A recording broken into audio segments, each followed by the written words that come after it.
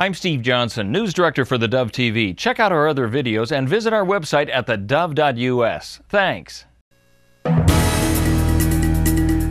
It's the top of the hour. I'm Steve Johnson with a reminder to get our iPhone, iPad, and Android app. And then you can watch the Dove News on demand on your mobile app and on the Dove Roku channel as well.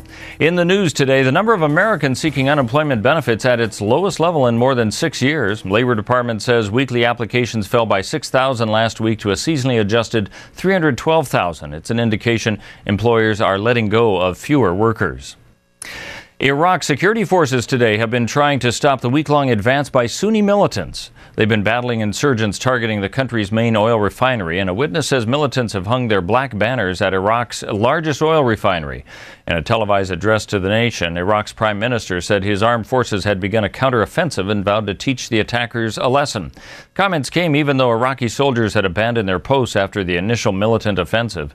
In Washington, White House spokesman Jay Carney confirmed that the Obama administration is firmly behind the Iraqi government. We are still obviously very much in support of Iraq and the Iraqi government, but ultimately they have to make some key political decisions about governing in a non-sectarian way, in an inclusive way, because only that will create the kind of stability that Iraq needs to move forward and protect its sovereignty. Meanwhile, India's government says 40 Indian construction workers have been seized near Iraq's second-largest city of Mosul, which had been captured last week by the militants. Chairman of the Joint Chiefs of Staff says he's bitterly disappointed by the sectarian violence in Iraq.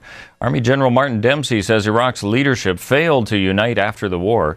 He told a U.S. Senate panel that military men and women did what was asked of them when they were in the Iraq War. The men and women who served in Iraq did exactly what we asked them to do. Al-Qaeda-inspired extremists raising flags over Iraq's embattled cities triggers in me the same thing that runs through the minds of any veteran who served there, which is bitter disappointment that Iraq's leaders failed to unite for the good of their people. Dempsey's comments came as President Obama weighs the next steps to dealing with the crisis in Iraq. A plan to reduce water use in Ashland seems to be having success in the early stages of the program. Drought conditions are being anticipated this summer for the mountain town that relies on mountain snowpack that didn't materialize this year. As a result, plans to reduce water use through improved landscaping has been proposed by the city, where those homeowners who replace their lawns with drought-tolerant landscaping can apply for up to $1,500 in rebates. And they say that owners are responding. Let's take a look now at our weather scene and what we can expect for the Northern California area of Wairika.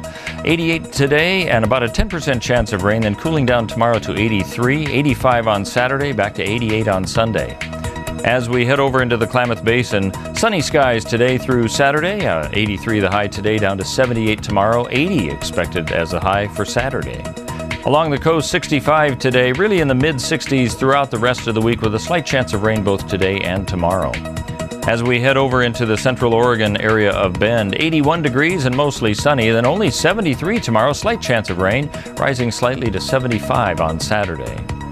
And for Southern Oregon in the Medford, Ashland, and Grants Pass area, sunny today with a high of 88, then dipping down to a high of 80 tomorrow with a 10% chance of rain, back up to 85 on Saturday. That's a look at news and weather. You're up to date with the very latest right here on the Dove.